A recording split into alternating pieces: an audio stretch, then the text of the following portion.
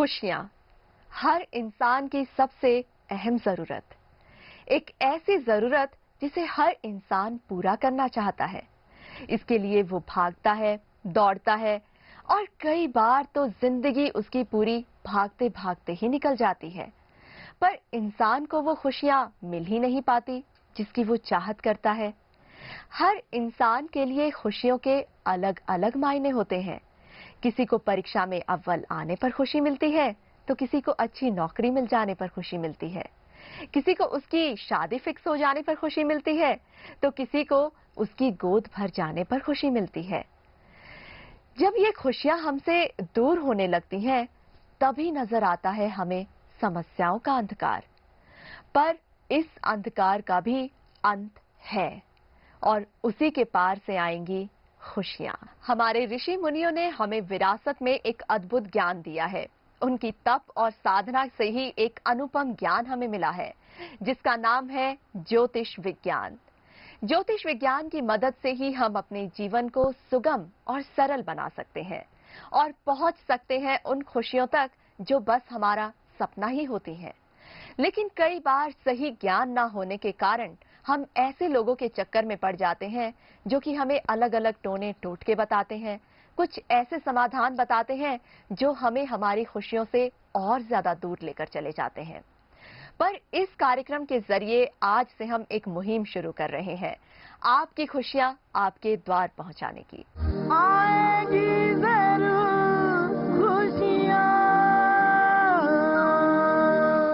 हमारे साथ है जाने माने ज्योतिष आचार्य सुनील कृष्णा जी। आचार्य जी, आपका बहुत बहुत स्वागत करते हैं कार्यक्रम में। नमस्कार। नमस्कार आचार्य जी, आज की इस भागदौड़ भरी जिंदगी में हर इंसान परेशान है और खुशियों की चाहत रखता है। तो आज इस मंच के जरिए, इस मुहिम के जरिए, आपके सहयोग के जरिए हम कोशिश करेंगे जो हमारे दर्शक इस कार्यक्रम को देख रहे हैं घर बैठे उन तक खुशियां पहुंचाने की। तो सबसे पहले मैं आपसे जानना चाहती हूँ, ज्योतिष की जब हम बात करते हैं बहुत से ग्रहों का ये तालमेल होता है और बहुत से ग्रहों का तालमेल होता है हमारा जीवन, हमारी खुशियां। लेकिन क्या कोई एक ऐसा ग्रह है जो सीधे तौर पर हमारी खुशियों से संबंधित है, जिसके लिए हम कह सके कि अगर उसकी दशा और दिशा ठीक नहीं है तो हमारे जीवन में खुशियां नहीं आएंगी या बहुत सी परेशानियां आ सकती हैं? बिल्कुल मोनिका जी, देखिए वैसे तो हमारी जन्म कुंडलिका के अंदर बैठे हुए सभी शुभ स्थिति के ग्रह खुशियों के कारक हैं, लेकिन मंगल ग्रह का विशेष तौर पे संबंध है हमारी खुशियों के साथ जी। मंगल ग्रह बहुत ही ताकतवर प्लेनेट है, बहुत ही बलशाली, और हर बलशाली हर ताकतवर चीज हमें खुशी, हमें जीत प्रदान करती है। बिल्कुल। और जीत हमें क्या देती है? आंतरिक मन से खुशियां देती है।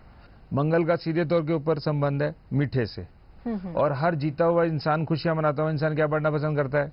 मीठा। और हर खुशी के अंदर एक गीत गाया जाता है मोनिका जी, मंगल गान। बिल्कुल। तो मंगल का संबंध सीधे तौर के ऊपर जीत से, खुशी से और हर तरह की मिठाइयों से है। तो हम ये कह सकते हैं कि अगर हमारा मंगल ठीक है, मंगल प्रभावशाली है, तो जीवन में बहुत सी खुशियां आएंगी। बिल्कुल। लेकिन मंगल की बात करें, ये किस तरह का ग्रह है, क्या इसका नेचर है? मंगल ग्रह कभी समांतर नहीं रहता। मंगल ग्रह बहुत गर्म प्लेनेट है जी। ताकतवर है, बलशाली है। अगर हमारी जन्म कुंडलिका के अंदर मंगल शुभ स्थिति के अंदर बैठा हुआ है तो मैंने भी आपको 2 मिनट पहले समझाया कि मंगल सिर्फ खुशियों का ग्रह है, खुशियां बांटेगा। अगर मंगल अशुभ स्थिति में बैठा हुआ है, अष्टम भाव के अंदर, द्वादश भाव के अंदर, अगर मंगल किसी तरह से कोई कष्ट पैदा करने वाली स्थिति में बैठा हुआ है तो मंगल बहुत मारक प्लेनेट है जो आते ही चोट करेगा। जैसे ही मंगल की दशा अंतर्दशा आएगी, मंगल आते ही चोट कर देगा। तो कौन कौन सी स्थितियां होती हैं जो कि शुभ फल देती हैं और वो कौन कौन सी स्थितियां होती हैं जो कि एक कहते हैं कि जीवन में परेशानियों का आगमन शुरू कर देती हैं? ये सब चीजें मोनिका जी जन्म पत्रिका को देखने के बाद पता चलती है। अगर वैसे थोड़े हल्के तौर पे मैं आपको समझाना चाहूं तो मंगल की जो शुभ स्थिति है हमारी जन्म पत्रिका के अंदर वो मिथुन राशि भाव के अंदर है जी। एक कालपुरुष कुंडली के अनुसार मिथुन राशि भाव के अंदर मंगल की सर्वश्रेष्ठ स्थिति है। अगर मंगल सिंह राशि के अंदर, मकर राशि के अंदर या मेष राशि में बैठा हुआ है तो इंसान के भाग्य की सारे द्वार खोल देगा वो जी। और अगर मंगल कालपुरुष कुंडली के अनुसार मकर भाव, मकर राशि के अंदर स्थित है और उसके ऊपर किसी शुभ ग्रह की दृष्टि पड़ती है, तो बृहस्पति ग्रह की, चंद्रमा ग्रह की, तो वो इंसान की जन्म पत्रिका के अंदर अपनी दशा अंतरदशा के अंदर इतनी खुशियां बिखेरेगा कि इंसान उसको समेटते समेटते ही थक जाएगा जी। और मंगल अनिष्ट, मंगल खराब कन्या राशि के अंदर, कन्या भाव के अंदर, और अगर वो उसके ऊपर कोई शत्रु ग्रह की दृष्टि आ गई, अगर उसकी किसी शनि जैसे ग्रह के साथ युति आ गई, तो मंगल की दशा अंतरदशा आने के ऊपर वो आते ही चोट करेगा, आपको पेट से संबंधित बड़ी बीमारी दे देगा, जिसका निश्चित तौर के ऊपर ऑपरेशन संभव है जी। और या फिर आते ही कोई बड़ा एक्सीडेंट दे देगा, जिसकी चोट लगन भाव पे यानी कि फेस के ऊपर गारंटी से लगेगी। जी जी। और इसी तरह मंगल अगर अशुभ स्थिति के अंदर अष्टम भाव में स्थित है, तो भी इंसान को मंगल की दशा अंतरदशा या प्रत्यंतर के अंदर आते के साथ ही उसको कोई व्यापारिक तौर के ऊपर बड़ा नुकसान दे देगा, उसके आय के सारे साधन रुकवा देगा, उसका बैंक बैलेंस बिल्कुल जीरो करवा देगा, और हो सकता है कि उसे पड़ोसियों, आस पड़ोस के लोगों के आसपास हाथ फैलाने के लिए भी विवश कर देगा। जी आचार्य जी, इस मंच के माध्यम से हम लगातार कोशिश करेंगे वो ज्योतिष के मिथ दूर करने की, जो कि अक्सर अपने जीवन में लोग रखते हैं, और उसका, क्योंकि ज्योतिष जो है वो एक सकारात्मक ऊर्जा देने के लिए है, लेकिन जब मिथ होगा तो वो हमें नकारात्मक ऊर्जा देता है, हमारे जीवन में खुशियों की बजाय हमें परेशानियां देता है। बिल्कुल वहम पैदा करेगा। बिल्कुल। एक ऐसी ही समस्या है, अक्सर लोग कहते हैं मंगलिक दोष जो है उसके बारे में हर किसी को पता है, लेकिन सही क्या है, वो कौन सी स्थिति होती है जब एक कुंडली में मंगलिक दोष लगता है, उसके बारे में आपसे जानना चाहूंगी। बिल्कुल मोनिका जी, देखिए ऐसा हमारे प्राचीन ज्योतिष से चलता चला आ रहा है कि जिस जन्म कुंडलिका के अंदर भाव नंबर 1, 4, 7, 8 और 12 के अंदर मंगल स्थित होगा, तो उस कुंडली के अंदर मंगलिक योग लग जाएगा जी।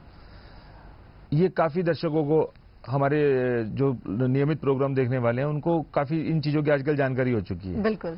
लेकिन प्रॉब्लम यह है कि सही जानकारी नहीं है। सही जानकारी के अनुसार अगर आपकी जन्म कुंडलिका के अंदर भाव नंबर 1, 8 या 12 के अंदर मंगल बैठा हुआ है, वो मांगलिक दोष तो है, लेकिन वो मंगल इतना अनिष्टकारी नहीं है जी। वो इंसान को बहुत ज्यादा अनिष्ट उत्तर नहीं देता। लेकिन अगर वही मंगल आपके भाव नंबर 4 कर्क राशि के अंदर स्थित है, या भाव नंबर 7 तुला राशि के अंदर स्थित है, तो वो मंगल जरूर आपकी जिंदगी के अंदर अपनी दृष्टियों से, अपनी नीच दृष्टियों से आपके जीवन के अंदर, वैवाहिक जीवन के अंदर उथल पुथल निश्चित रूप से पैदा कर देगा। जी। तो क्या आचार्य जी, जो मंगलिक दोष होता है वो सिर्फ वैवाहिक जीवन में ही उथल पुथल लाता है, या जीवन के बहुत से हिस्सों में वो अपनी क्रूर दृष्टि दिखाता है? अब आपकी जन्म पत्रिका के अंदर मान लीजिए कि मंगल कर्क राशि में बैठा है, चौथे भाव के अंदर जी, तो मंगल जहां बैठा हुआ है, चौथा भाव किसका? कर्क राशि। कर्क राशि मतलब सुख भाव, आपकी जन्म कुंडलिका के अंदर आपका घर, तो आपके घर का सारा सुख चैन नष्ट कर देगा वो। हर समय घर के अंदर चिड़ चढ़ कोई ना कोई प्रॉब्लम चलती रहेगी। अब उसकी चौथी दृष्टि पड़ेगी सप्तम भाव के ऊपर। सप्तम भाव किसका? आपके वैवाहिक जीवन का। वहां पर आपकी और आपके वाइफ के अंदर जरूर थोड़े बहुत हल्की फुल्की खिचड़ी पकनी शुरू हो जाएंगी, अनबन कह लीजिए, ठीक है। सप्तम भाव कर्म भाव, व्यापार का, और व्यापार के अंदर अगर चोट पड़ गई तो ऑटोमेटिक है, वो जो 2 चोटें मैंने पीछे बताई हैं वो निश्चिंत है। और उसकी आखिरी दृष्टि, अष्टम दृष्टि आय भाव पर, इनकम भाव के ऊपर। तो हर चीज ऑटोमेटिक, अगर एक चीज कहीं से शुरुआत खराब होती है तो अंत उसका खराब ही होगा ना। वो हर चीज बीच की वो लाइन खराब करती चली जाएगी। तो मंगल अगर आपकी जन्म पत्रिका के अंदर अशुभ बैठा हुआ है, खराब बैठा हुआ है, तो वो निश्चित तौर के ऊपर आपको जीने नहीं देगा। एक अजीब सी अनसिक्योरिटी फ्यूचर को लेकर लगी रहेगी, चिड़चिड़ापन लगा रहेगा, और आप हमेशा परेशान रहेंगे। जी।